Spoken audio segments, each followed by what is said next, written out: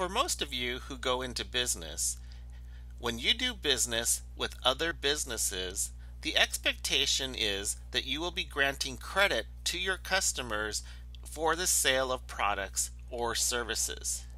In doing so, when you provide that credit, you'll be receiving what we call a receivable. The accounts receivable is when a customer owes your company money for the sale of a product or the provision of a service. Now there are other types of receivables as well, such as notes receivable or other receivables. So once again, in review, an accounts receivable is when a customer owes your business money for the sale of a product or the receipt of a service. Also, there are notes receivable where a customer or someone who's borrowed money from your company promised to pay you and they sign a promissory note. The promissory note is a legally binding document that tells the world that they owe you money and they are going to pay interest with the principal.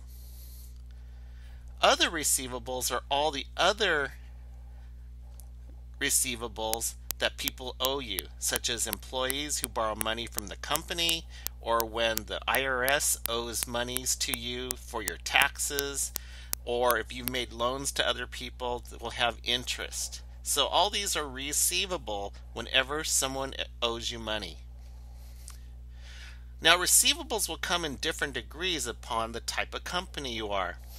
If you notice in this graphic, General Electric has 50% of their total assets is in accounts receivable, whereas someone like Intel Corporation, only 5% of their assets is in accounts receivable. Now there's a lot of different reasons why the receivable percentage will be so high. If you are in a company that sells large dollar items, you may see that percentage of total assets to be significantly higher. Whereas if you are very stringent in who you grant credit to in your credit policies, you may have a much lower percentage of total assets. You'll find that many high-tech companies have very low percentages of total assets because they understand the risk they run by offering credit to their customers, because they're in a technology field that obsolescence happens very quickly. So the two issues with accounts receivable is when and how do we recognize accounts receivable, and two, how to develop the value of that accounts receivable. Now, the accounts receivable for a service organization normally occurs at the time that the company provides the service to the customer. A merchandiser will receive an accounts receivable at the time of the sale of the merchandise to the customer. So here's an illustration. Assume that DoorDash Company on July 1st, 2014 sells merchandise on account to Polo Company for $1,000 and the terms are $210 net 30. Prepare the journal entry to record this transaction on the books at DoorDash. Now DoorDash is the seller, so we have to recognize that they sold $1,000 worth of product on credit to Polo. So the journal entry here would be on July 1st, debit accounts receivable, credit sales revenue. We do not do anything with the discount terms or the net amount until the payment is made. So on July 5th, Polo returns merchandise worth $100 to DoorDash Company. So we need to recognize the return of the product and they no longer owe us the money. So we're not going to do the journal entry for the inventory at this point. All we want to look is the accounts receivable portion. Since there was a return of product, the customer no longer owes us money, so we need to reduce the accounts receivable. And since accounts receivables normal balance is a debit, we're going to do a credit to reduce the dollar amount. Now instead of reducing the sale, remember in a prior video we talked about the contra revenue account called sales returns and allowances. In order for us to track that we're taking returns and how much returns we take back in a period, we use the contra revenue account to record the entry of how much money we're taking back from our customers. Later on, we'll net the gross sale with the contra revenue account to get net sales for our financial statements. The next illustration, on July 11th, DoorDash receives payment from Polo Company for the balance due. So we receive the cash, but because they paid on the 11th, they paid within the 210 net 30 discount of the 2%. So because they returned $100 worth of items, they owed $900. Because they paid within the discount period, they can take 2% off the $900, or $18. So we have a sales discount of $18 and we receive cash of $882. So the debit to cash is an increase. The sales discount of $18 is an increase. And accounts receivable is a decrease. In the next illustration, some retailers issue their own credit cards. Assume that you use JCPenney company credit card to purchase clothing with a sales price of $300. Now, we treat a credit card very similar to an accounts receivable because it's their own credit card. So, what we do here is at the time of the sale, we recognize the $300 sale, and we also recognize that the customer owes $300. So we debit receivables for $300 and credit the sale for $300. Now, assuming that you owe $300 at the end of the month and JCPenney charges 1.5% per month on the balance due, we also would recognize the 1.5% per month interest for the outstanding balance. So we would multiply $300 times 1.5% to get $4.50. We would take it against the accounts receivable and then the interest receivable.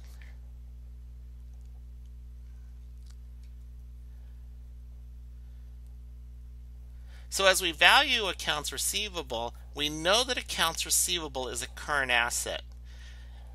We want to know what the current asset is, but the other problem we run into with accounts receivable is that no matter how good our credit policy is, there will be times when customers will not pay you. Either they're disputing the invoice, or there's some problem with the transaction, or even if the customer who used to be a good customer goes out of business. So we need to determine how much do we really expect to get from our customers from what they owe us. That estimate of what we expect to get from our customers is called the net realizable value. So what we have to do to figure out the net realizable value is to take a look at the accounts receivable on our balance sheet, and we have to determine how much of that accounts receivable is not going to be collectible.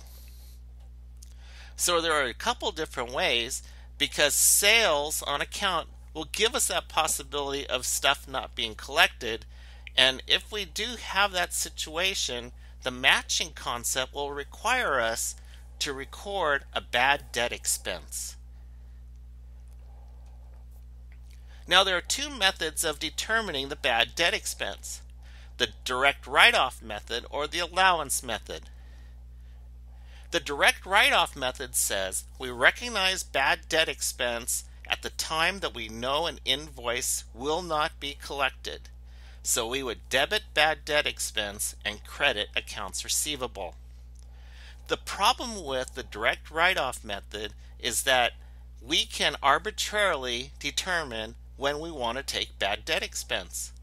It violates the matching principle because we're not taking bad debt expense in the same period as the revenue we recognize.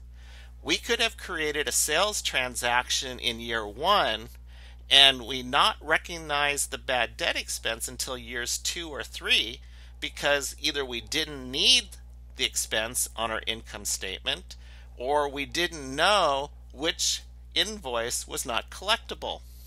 So the problem with that is that the direct write-off method normally violates the matching principle in the recognition of expenses. So instead, generally accepted accounting principle requires us to use the allowance method of determining bad debt expense. We can use the matching principle to record the expense, and we get a better feel for what the net realizable value is on the balance sheet. So here, let's take a look. Here we have on the balance sheet two accounts. Accounts receivable is a current asset, and the allowance for doubtful accounts is a contra asset account to the accounts receivable. Remember when we talked about contra is that it's an opposite account in that it increases in the opposite side of the T account, and it also gets offset to the account just above it. So accounts receivables is just above the allowance for doubtful accounts. So we would present in net effect of accounts receivable less the allowance for doubtful accounts, which is our contra account, to give us the net realizable value, and in this case for this example is $475. The alternate presentation is to not show the total of the accounts receivable, but we would say net of the $25 allowance and still show the $475. Either method is correct, just a matter of presentation style. So, if we do a journal entry for a credit sale of $100, we would debit accounts receivable, credit sales.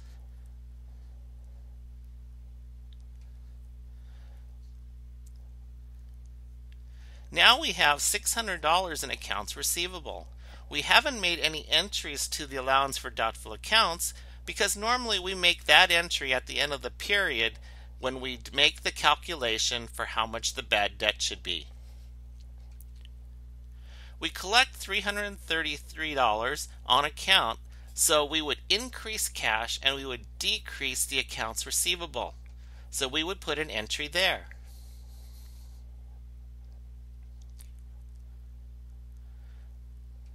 Next, the adjustment of $15 for bad debt for the estimated bad debts, we would debit bad debt expense, credit the allowance for doubtful accounts, which would go there. And so what we've just done is we've increased the allowance for doubtful accounts.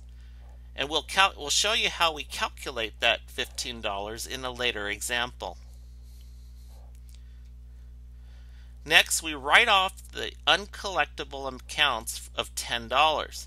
What we mean there is that we've already made an allowance for an account or an invoice that has not been collected. We now know for sure we're not going to collect $10 of our accounts receivable.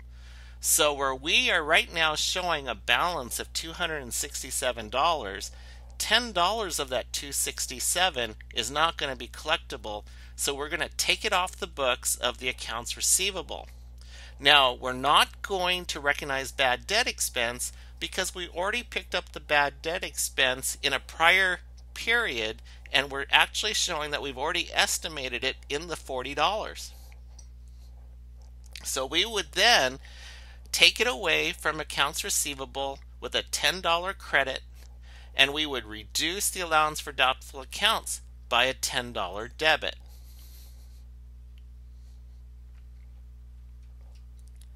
So now, because of that $10 write-off, we have taken a net of $30 and we have $227 remaining.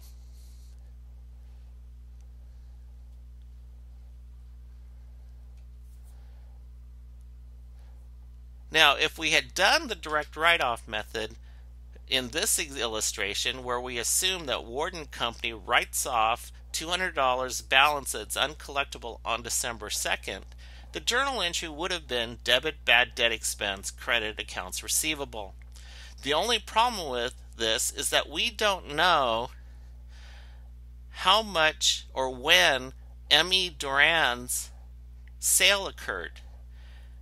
Now, if we follow the matching principle, we needed to recognize the bad debt expense in the same period.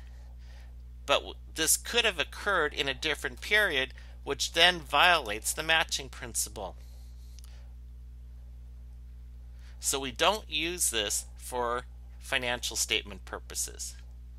Now, just on a side note, for tax purposes, the IRS will allow you to use the direct write-off method. The allowance method is generally accepted accounting principles because we estimate the uncollectible accounts receivable. We debit bad debt expense and credit the allowance for doubtful accounts, a contra account, as we try to recognize the expenses and we increase the allowance account.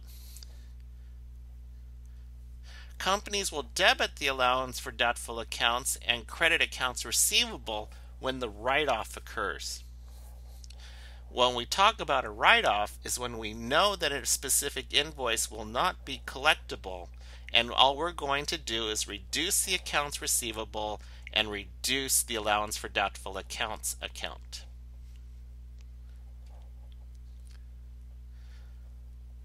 So here's another illustration. Hampton Furniture has credit sales of $1.2 million in 2014, of which $200,000 remains uncollected at December 31st. The credit manager estimates that $12,000 of these sales will prove uncollectible. So, in 2014, we need to match the bad debt expense with the sale. So we're going to debit bad debt expense in 2014 for $12,000 and credit the allowance for doubtful accounts. So this is how it would look on Hampton Furniture's balance sheet. We show the accounts receivable of $200,000 less the contra account balance of the allowance for doubtful accounts of $12,000 to show the net realizable value of $188,000.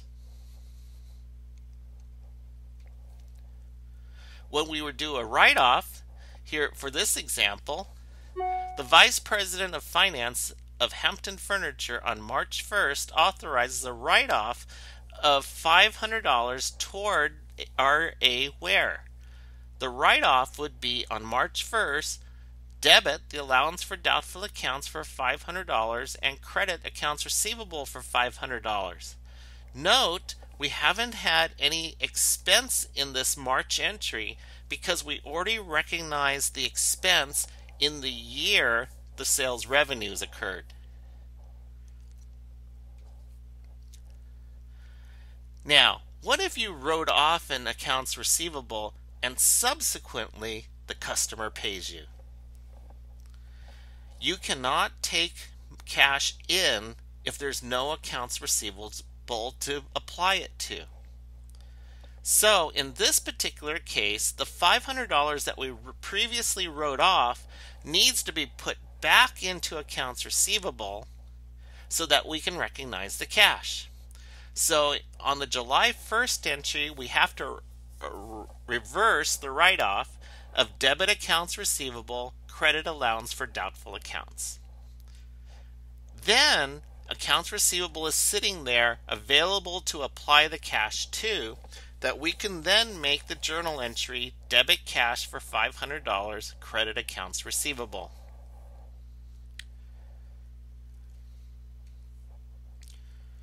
Now, from a disclosure standpoint, we need to disclose on our financial statements how we computed the allowance for uncollectible accounts receivables, or the allowance for doubtful accounts. So in the footnotes of the financial statements, every company that does an annual report needs to show in their footnotes how they calculated the allowance. Whether they used a percentage of accounts receivable, a percentage of the sales, they do need to show how they calculated bad debt expense and the allowance for doubtful accounts. So the key here is, how do we estimate the allowance for doubtful accounts? There's two approaches to estimating the allowance. One approach is to take a look at the credit sales for the year to determine the bad debt expense. The other method is to take a look at the existing accounts receivable on the balance sheet and determine the percentage against that balance. So let's take a look at that as we calculate the allowance for doubtful accounts.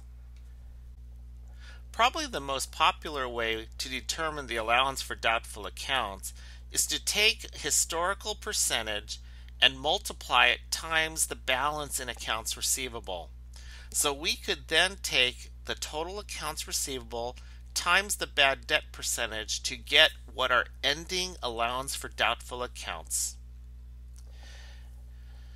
If we want to be more precise, we could use what we have on this slide, the aging of accounts receivable. Instead of taking a single bad debt percentage and applying it over the total accounts receivable, we could determine a bad debt percentage for our accounts receivable based upon the age of the accounts receivable. So, an invoice that is current, only 2% of those invoices would be deemed uncollectible in the future. An invoice that's 1 to 30 days past due would be 4%, and 31 to 60 would be 10%, and so on. We would then multiply the bad debt percentage against the total invoices that are a certain age. So in the case of the current assets of accounts receivable, we would take the $27,000 that are current invoices and multiply 2% as the bad debt percentage to get $540. That $540 would be added to the other values that have been calculated for the other columns to get the total allowance for doubtful accounts based upon our understanding of what the bad debt percentages are for each category. So in this example here, you would see that the allowance of doubtful accounts should be $2,228. Now that we know what the ending allowance for doubtful accounts should be, we can look at the T account for the allowance for doubtful accounts and then determine what adjusting journal entry we would need to make in order to get the T accounts to be in balance. So in this particular case here, if you looked at the allowance for doubtful accounts, where the beginning balance was $528 and the ending balance was $2,228, we can ask the question, is what adjustment would need to be made to take the allowance for doubtful accounts with a balance of $528 to be the ending balance of $2,228? So if I subtract 528 from 2,228, I need to make an adjusting entry for $1,700. So I would need to do a credit to the allowance for doubtful accounts for $1,700 and a debit to the bad debt expense. So when we show on our financial statements the net realizable value, we also need to disclose in the financial statements exactly what we did in accounts receivable and the allowance for doubtful accounts and bad debt expense, and we place that information in the footnotes so the readers know exactly what happened in accounts receivable, allowance for doubtful accounts, and bad debt expense.